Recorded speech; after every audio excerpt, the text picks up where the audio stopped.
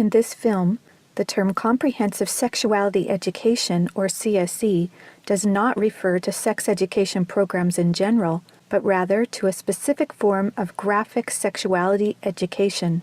CSE is designed to change the sexual and gender norms of society, promotes high-risk sexual behaviors, and encourages even the youngest of children to experiment sexually. For the protection of the viewer, explicit images from CSE texts that will be shown have been blurred out. However, the subject matter is still not appropriate for children.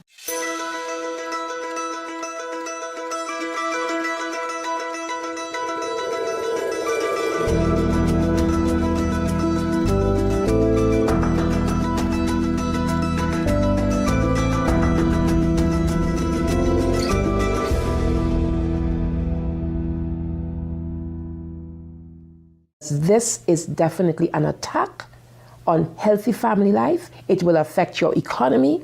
It will affect your child rearing. It will affect your education system. This has horrified a lot of people in South Africa. And the tool that is being used, the weapons that are being used, is comprehensive sexuality education. As president of the American College of Pediatricians, I am deeply concerned about comprehensive sexuality education for 4 reasons. First, it sexualizes children. Second, it threatens children's health. Third, it promotes a dangerous gender ideology. And fourth, it undermines the parent-child relationship, which violates parental rights. My life's work has been to protect children by exposing the roots of the sexual revolution, the sexual rights movement that's led to sex education worldwide, globally. Say no to CSE! Say no to CSE! Say no to CSE! There is a worldwide war raging across the globe. Not a war of guns and weapons, but a war of ideas, ideologies, and worldviews regarding sex.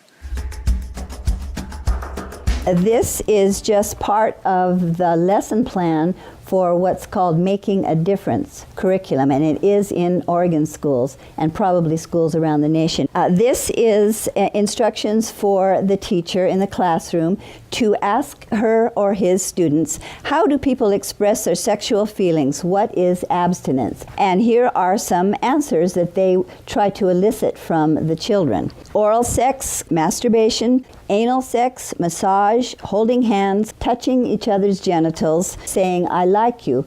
And what they're doing is equating all these things. Saying, I like you is equal to anal sex. Planned Parenthood is coming into classrooms of students who are 13 and 14 years old. They're giving them handouts, negotiating sexual encounters with other students. For example, there are statements like this: do you want to go back to my room? Do you want to get busy? Can I take your shirt off? It makes me hot when you touch me. Here, can you do that? Is it okay if I take my pants off? This is outrageous. This should not be taught in the classroom. We are state legislators from Minnesota, and we are pushing hard against the agenda to sexualize our children. Minnesota is on the leading edge of this radical agenda, and we're trying our best to fight against it. They're pushing a comprehensive sexual education agenda, including the book, It's Perfectly Normal. It is pornography. It is something that even some of my colleagues, men especially on the House floor, did not want to look at. Showing children as young as 4th grade. In fact, it's recommended for 4th graders as their comprehensive sex education. We couldn't show this on the television news, but yet we want our 4th grade children to be looking at this book. When a child looks at a pornographic image within 0.3 of a second, that's imprinted on his brain and her brain permanently. We know that there's an action that takes place which is called mirroring images, so that children will want to or will act out what they see. In the name of sexuality education, children are seeing obscene materials that have been ruled by Congress and by the Supreme Court impossible to show to children. Where we in Latin America, we still have a lot of poverty. We have communities that don't have fresh water, that don't have electricity, children that cannot finish even primary school. Focus is completely shifted from basic needs to this very idealized agenda. They get comprehensive sexual education without the consent of parents, taking and deconstructing also the family. They have really concerning campaigns for children. The strongest one is "We demand sexual education, impossible to live without it." One of them is called "Put It On." They have elementary students as young as 9 years old. Then they teach them how to wear a condom.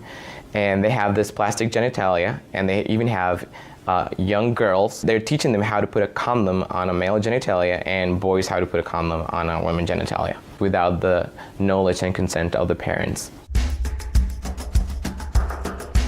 Most people are unaware that International Planned Parenthood Federation, also known as IPPF, is one of the largest providers of graphic, comprehensive sexuality education programs. With 65,000 service points in over 170 countries, this should concern governments and parents everywhere. My brother Luigi and I had an opportunity to go to the United Nations and give a speech on the UN floor. First, my brother explained about how we became orphans when both of our parents died of AIDS. I told them how Planned Parenthood was passing out a booklet for HIV-positive youth at the United Nations called Healthy, Happy, and Hot. This is for the kids who have AIDS. The booklet says its purpose, and I quote, "To support your sexual pleasure." It tells youth they can have sex in different ways. It teaches about sexual pleasure through masturbation, with same-sex partners, and even if you are drunk.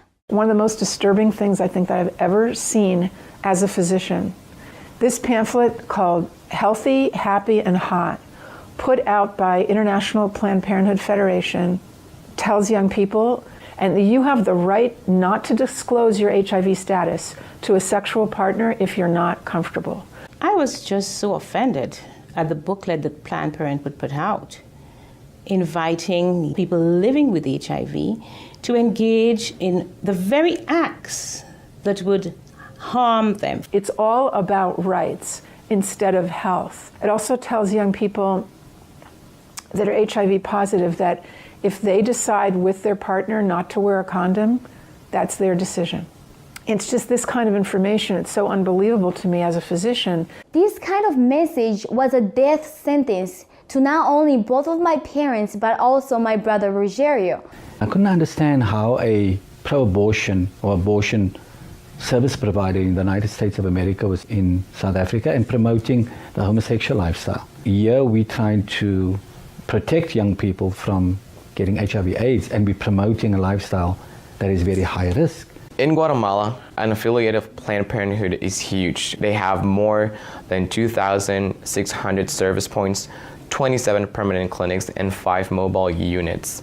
Planned Parenthood became very active in the 90s in Russia after the collapse of Soviet Union. They would provide textbooks for the Russian Ministry of Education and penetrate the official educational networks. Some of those textbooks were really bad and tried really to sexualize children. The Swedish Planned Parenthood presented a film of about 30 minutes, an animated film which is addressed to young people of 13 to 14 years old. It is called Sex on the Map. In this film, the young people are taught that anything is okay as long as you agree and it feels right for you. International Planned Parenthood Federation, especially in the Latin American region, is omnipresent. Be it at the mission at the United Nations, the person, for example, working on the actual language, drafting the document, is a direct International Planned Parenthood affiliate. We see the same thing in the Mexican government. They're usually the #1 advisor, be it to the mission. They have a direct influence on the outcome documents, on what is established, what is negotiated at the UN. Planned Parenthood is one of the largest organizations in the world pushing sexual health and reproductive rights. What they mean by that is not so much about reproducing. It's not about health care for babies, for mothers who want to have babies. It's trying to prevent the birth of babies. Many of the key players that are advisors to the representatives of various countries, they're actually directly linked to International Planned Parenthood Federation. It's really striking how International Planned Parenthood Federation plays such a big role, and what we just can't put our finger on is how that happened. Margaret Sanger, the founder of Planned Parenthood Federation, she was part of the eugenics movement that she referred to black people as the weeds of society. She believed in this ideology that the weak people in society should be weeded out. They masquerade themselves as, an agency here to help Africa plan its population. What they're trying to do is to suppress the African population. They do it through education, making sure that whatever reproductive health care is wanted is in the direction of not having children. The It's All One curriculum, also promoted by International Planned Parenthood, reveals the multiple manipulative tactics used to indoctrinate and sexualize children through CSE. Like other CSE programs, It's All One claims, among other things, to be evidence-based, comprehensive, human rights, gender-sensitive, and culturally appropriate education that will increase young people's responsible decision-making, to reduce adolescent rates of pregnancy and sexually transmitted infections, including HIV. It's All One, however, like most CSE programs, is really just cleverly disguised abortion rights, sexual pleasure education, masquerading as human rights, gender, and sexual and reproductive health education. It indoctrinates youth in radical feminist ideologies regarding power, privilege, and equality. It aggressively promotes abortion with 112 references to abortion, manipulating young minds using scare tactics, telling girls, every minute of every hour a pregnant girl is dying, so we need to legalize abortion. Students are then required to read stories of girls who have had abortions so they can learn to walk in her shoes in the decision to have an abortion. Like other CSE programs, It's All One has an obsessive focus on sexual pleasure, mentioning sexual pleasure 62 times. It promotes multiple sex acts, the idea that one sexual practice is not better or worse than another, and instructs children on how to stimulate themselves or their partner to orgasm. Children are also asked to read personal stories about feeling sexually attracted to someone of the same sex.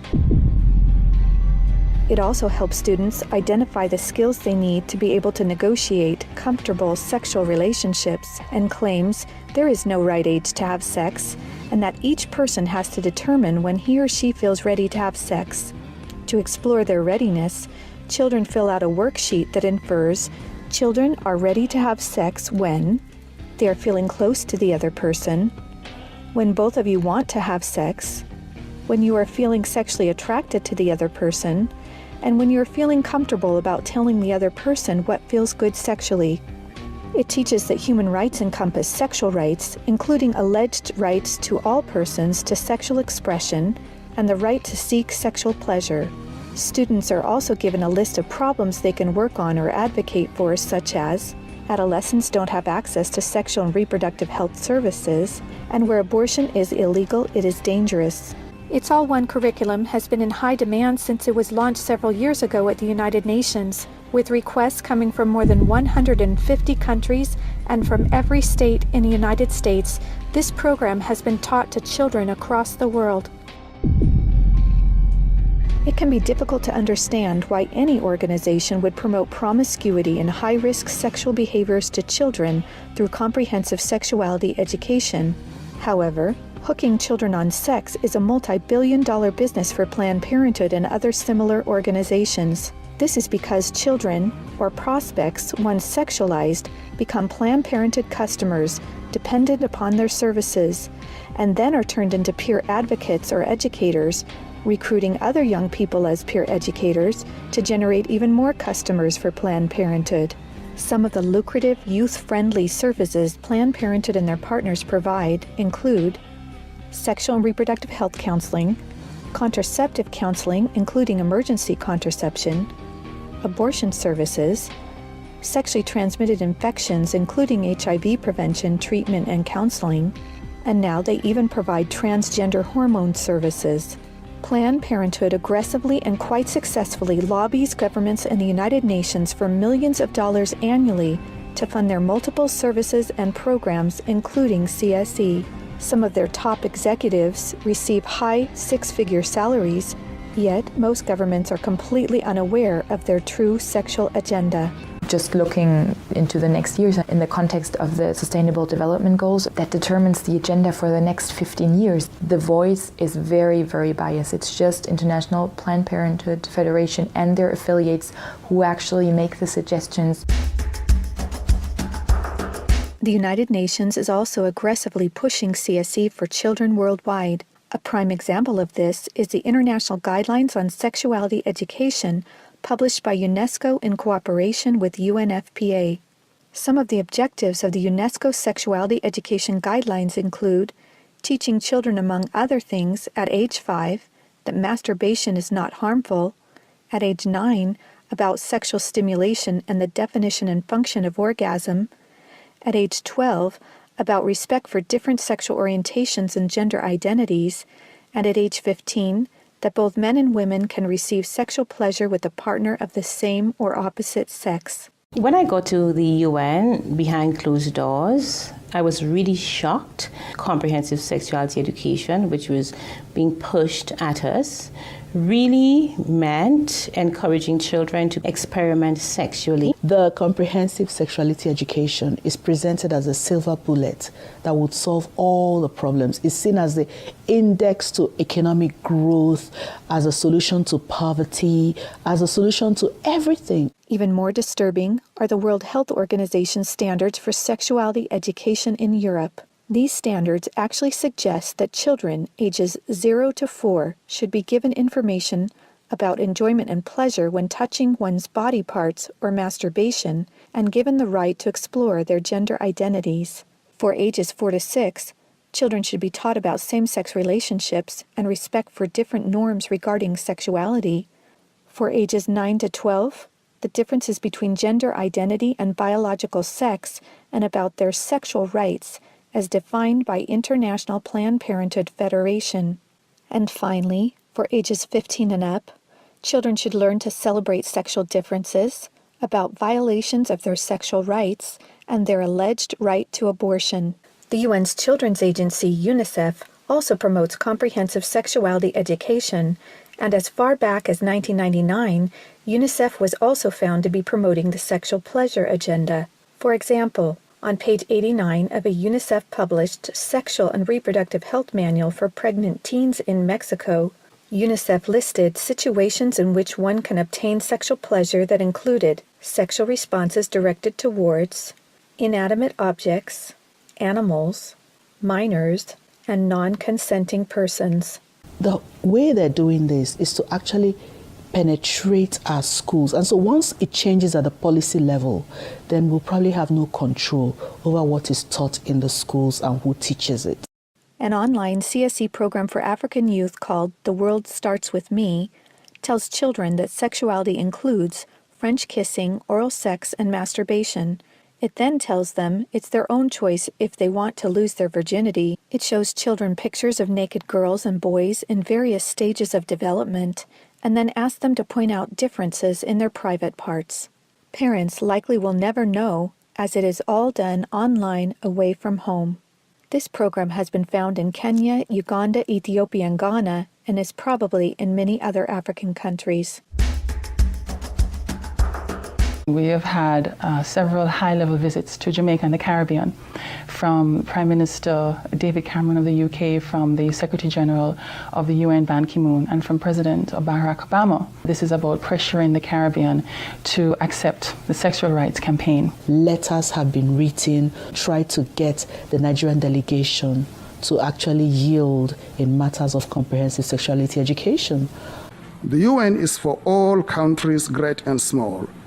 As such, it should not be used as a platform to advocate tendencies, ideologies, or ways of life that are at variance with its core principles and mandates. Many times we're cornered by other delegations seeking to impose a radical sexual agenda.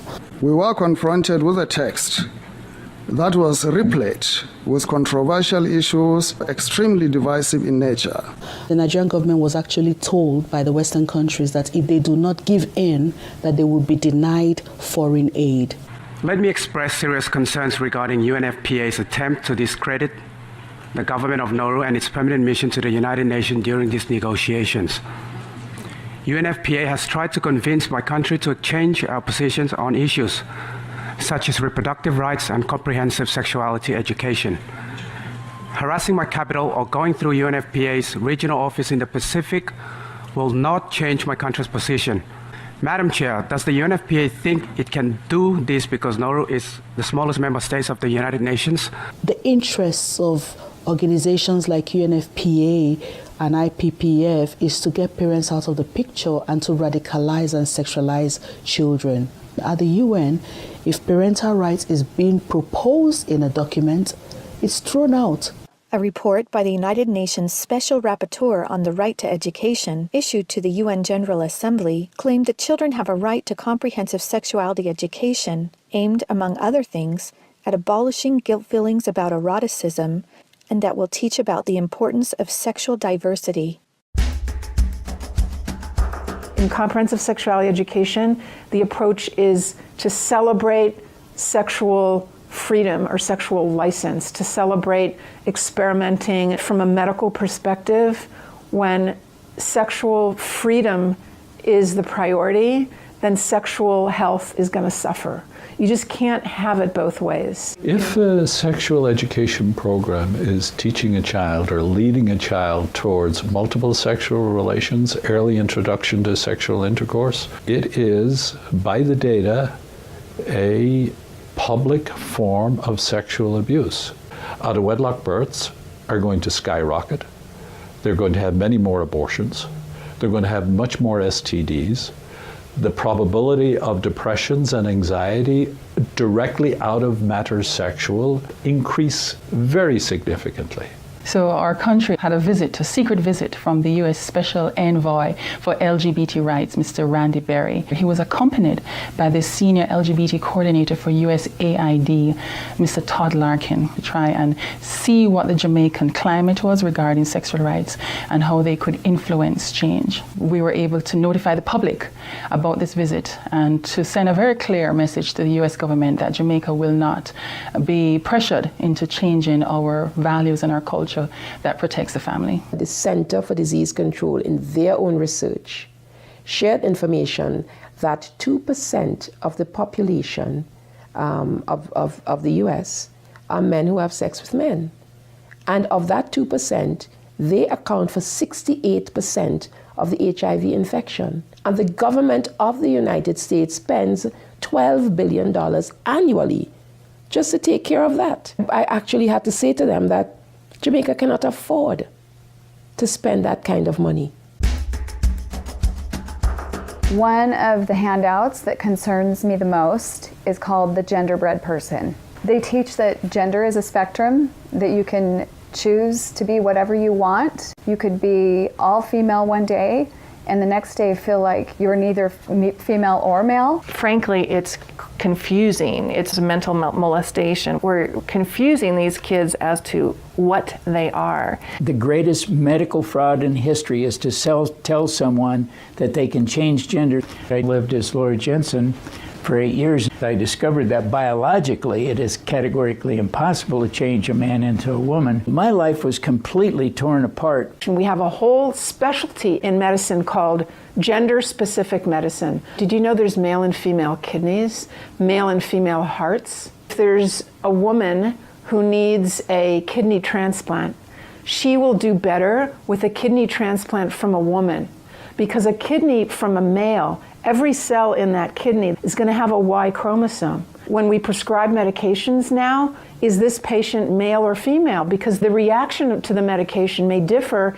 Leading young children down the path of puberty blockers, cross-sex hormones, and mutilating surgeries places them at a greater risk of developing high blood pressure, stroke, heart attacks, cancer, relationship problems, anxiety, depression, and suicide as adults. There are laws in Oregon where children as young as 15 can get taxpayer-funded sex changes without parental consent. You can't have an aspirin at school without parental consent. However, a student could make these life-altering, permanent decisions without their parental knowledge or consent. The Diagnostic and Statistical Manual of the American Psychiatric Association reports that as many as 98% of boys who are confused about their identity will come to accept their biological sex by the time they are adults, as long as they are not encouraged in their confusion. They're tampering with the core identity of these young people and confusing them. This is the enemy of my children and my grandchildren.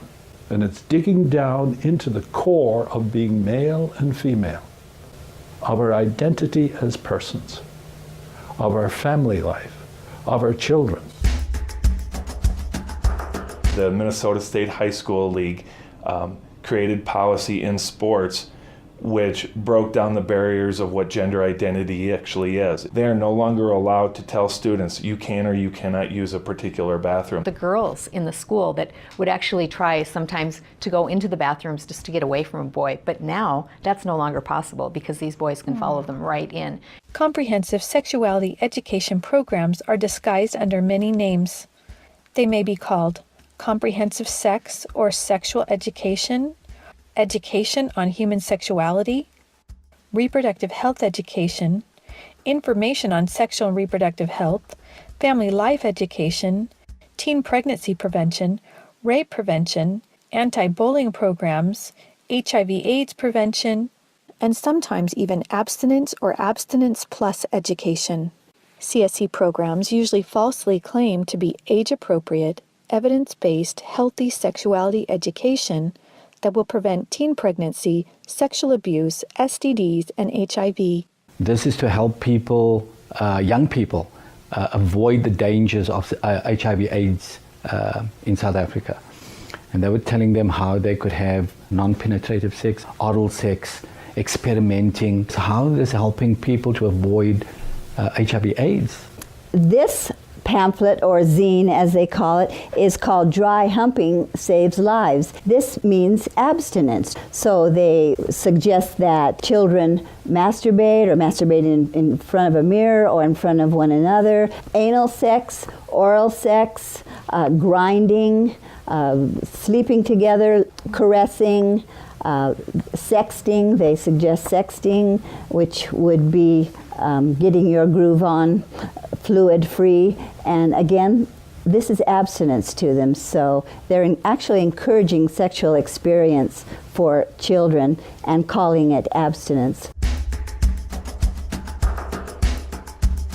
Sexual rights, sexual education movements began with Dr. Alfred C. Kinsey. He was a professor at Indiana University. His book, Sexual Behavior in the Human Male, purported to say that everyone in the world was engaged in massive sexual promiscuity, that it was a global pattern of sexual behavior. Kinsey claimed that the research published in his book proved that children are sexual from birth, that children could engage in sex with no downside, no problem at all.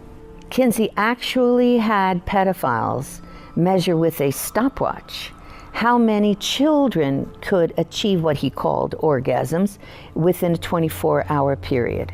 In his book, Kinsey defines orgasm for these children as fainting, as having convulsions, as screaming, as fighting to get away from the partner, what he called the partner. Kinsey documented the sexual abuse of children on Table 34 in his book. Table 34 documents the sexual abuse by pedophiles of children from 5 months of age to 13 years, 317 children in that one table alone. The so-called research then, exploitation of these children, became the philosophies behind the entire structure of modern sexual education globally today. Today, comprehensive sexuality education is based on this philosophy that children are sexual from birth, created by Kinsey. Three main organizations that promote Kinsey's harmful sexual philosophies are the Kinsey Institute, Planned Parenthood, and the Sexuality Information and Education Council of the United States, also known as SIECUS. In fact, Mary Calderon, the main founder of SIECUS, was the former medical director for Planned Parenthood, and a former Kinsey Institute director, Wardell Pomeroy, was also a founding board member of SIECUS. These three organizations are all accredited by the United Nations and use their UN status to promote Kinsey-based sexuality education to children across the world. Say no to CSC! Say no to CSC! Say no to CSC! Say no to CSC! We have tried to stop it. We have tried to break the consensus and ensure that comprehensive sexuality education has no place in the United Nations agreed language. We've got to stop it. We've got to use everything at our disposal. We have to stand together to stop this attack against our children. The material was exposed by one individual, and the entire nation got wind, and as a result of it, it had to be withdrawn. Every well-thinking adult must be vigilant and must stand as a gatekeeper to our children's development. Band together and find ways to stop it from entering your country. We are trying to stop Planned Parenthood in Guatemala, and they have all this funding and this organization, but we know that if we stand together, we can do something for the family, for the children, for the future of the world. We're in a battle. If this has not come to your state in a full way, I can tell you it's come to Minnesota, and we deal with it every single day. As elected officials, if we can't rise and stand up and speak out on behalf of our children, our innocent children, what are we even doing? What are we even doing here? We stopped the Kinsey sexuality education program in Croatia. I went to Croatia. I held up the Kinsey books in Parliament. I described to them the basis of the Kinsey books and held up the Children of Table 34. And the Constitutional Court banned that sex education program. The American College of Pediatricians wants policymakers to understand this. When considering a sexuality education policy, be certain you specify that it be a sexual risk avoidance program. You must reject comprehensive sexuality education. We want to teach children to avoid all the risks, 100% of the risks, by avoiding early sexual behavior. These people, whoever they are, who want to make the sexual only about the pleasure, are working to destroy everything we are building. We resist it, even with our lives, because that's what life is all about. It is time for parents to say, no, my family is mine. My wife is mine. I am hers. Our children are ours. They don't belong to the state. And people of different faiths can easily band together on this. I may be a devout Muslim. I understand this. I'm a devout Mormon. I understand this. I'm a devout Roman Catholic. I'm a devout evangelical. On this parental issue, we are all together. Just understand, it's happening on our watch. If we don't do something about it, it is all of us that carry that guilt. Men have to rise up, defend their family. On matters sexual, the fathers have got to stand up. Say that you have no place talking sexuality to my children. We must let the world know the roots of this radical, destructive Kinseyan sexuality education. That is the only way we will be able to stop the corruption, the destruction of the world's children. Family Watch International invites good people from all around the world to join us in this worldwide battle to protect the health and innocence of children. To learn more and to sign the petition to stop comprehensive sexuality education, go to stopcsc.org. You can also help by encouraging others to watch the documentary and sign the petition as well. Together, we can and will protect the world's children.